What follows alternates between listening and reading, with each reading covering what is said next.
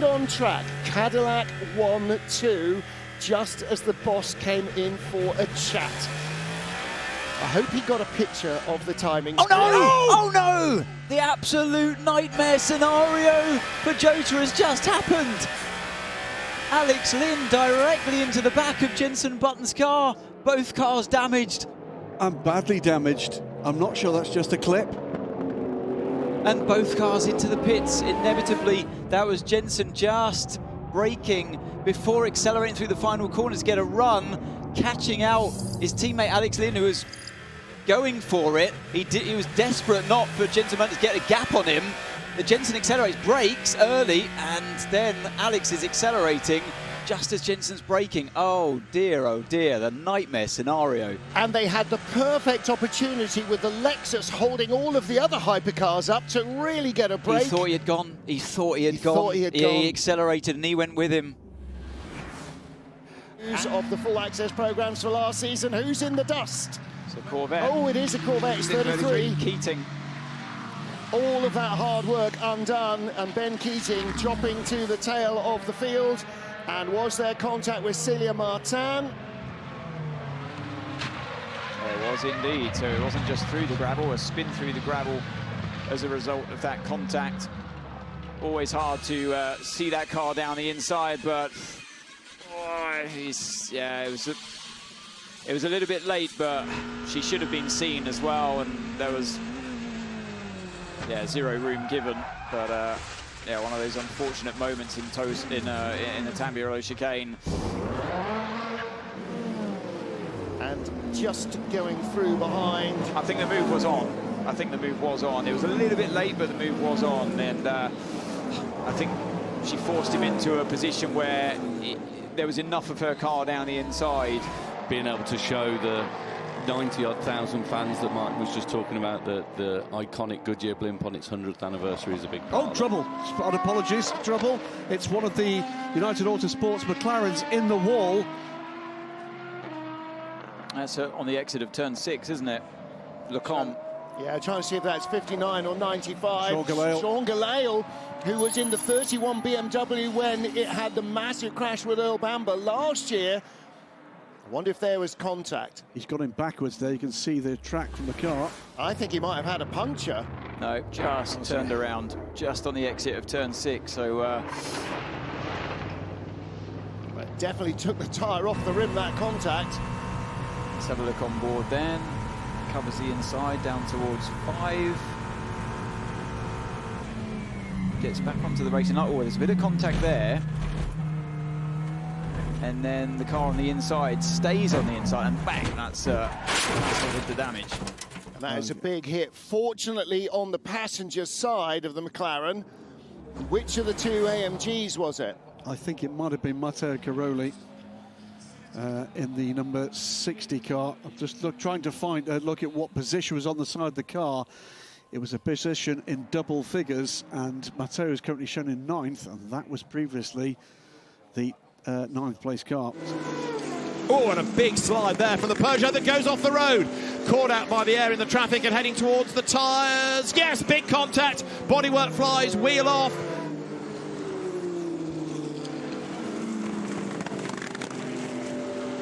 As we could see, and here we've got the board coming into our feet because we're right in the middle of action. But also the front right of the car is damaged, so we're going to replace both the rear cover and the front.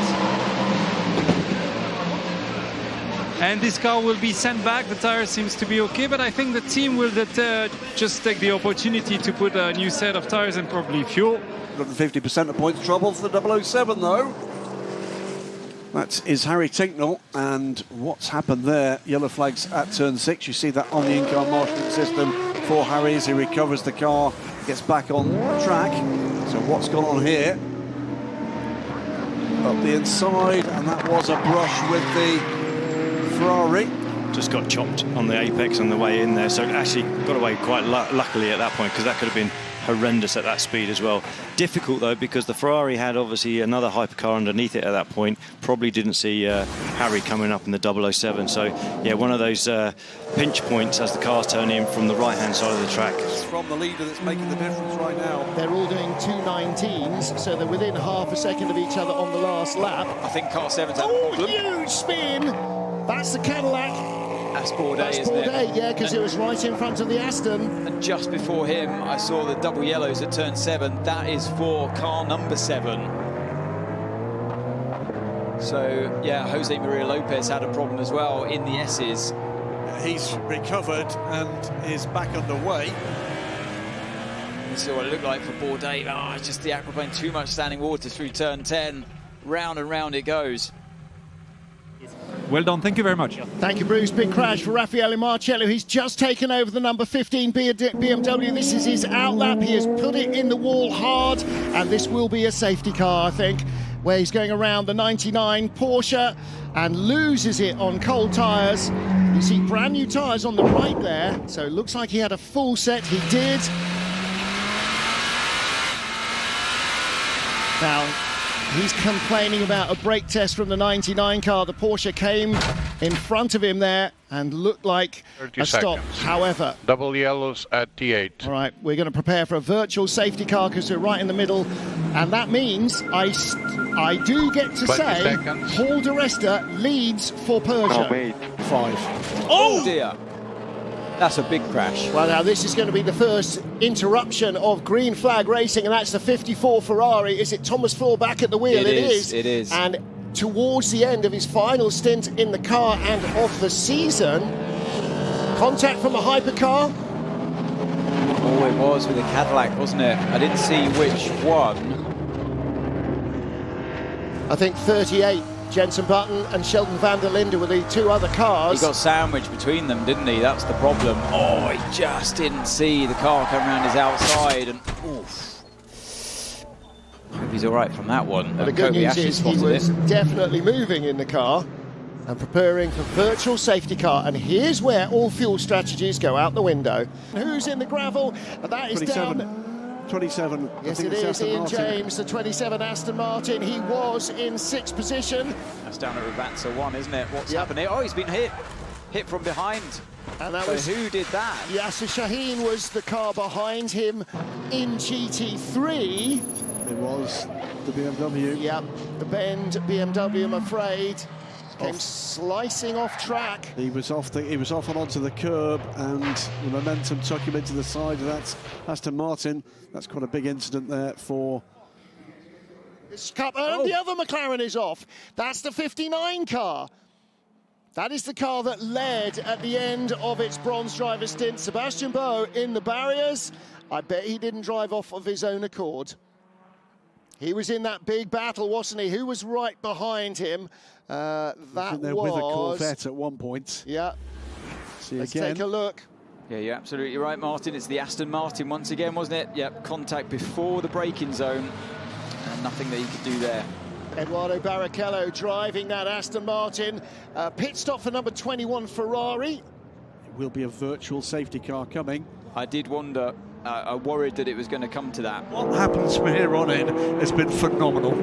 Yeah, this is kind of Sebastian Buemi in the number 8 car in Bahrain last year, isn't it? Oh, and another big lurid spin. That's 27 Harder Racing.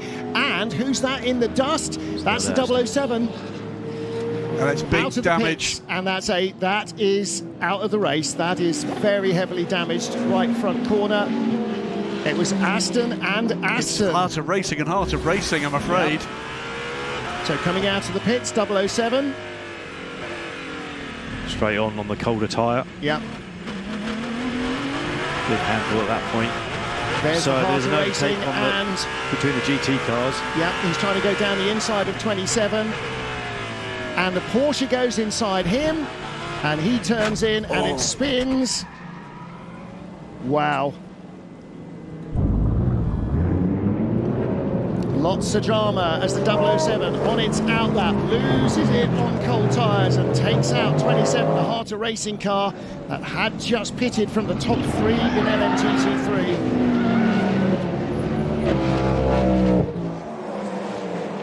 I'll get a gear. You've got your front corner's hanging off, mate. And what they want, no more errors from the whole Ferrari crew. Particularly in situations like full course yellows and safety cars. He's right as well, by the way. We heard Bruce say to Robert that... look at this. Sorry, Graham. Look at this. Could be a change. That was a tag as they came through and threaded the needle. And that is the Alpine. That could have been an awful lot worse. Well, I thought it was going to be an overtake. It was ultimately, but I didn't expect the car to get turned around. And that was, you had the hypercars going in before the final corner to try and outbrake the Ferrari. We haven't seen the straight line speed difference between the two of these cars. Man covers the inside into Ravazza 1. Oh, and Rossi sends it on the inside. There's contact. And he's in the barrier. He's in the barrier. Oh dear. That could be drama. Well, it's drama for at least one of them and possibly both. Seriously unhappy faces, as you'd imagine, from down at the Ferrari pit garage as well. In the pits there, there's just hands in their heads. But look, so he's seen a gap, goes for it, and man has just carried on turning in on the racing line. I think it was a little bit late. It was a little bit late from Rossi, I think, that through. Hits the car behind the door. Let's have a look from the car from behind. There was a gap, then there wasn't a gap, and not quite enough of his car was alongside. I'm going to have to give that one over to the stewards. They've been busy today. Yes, indeed.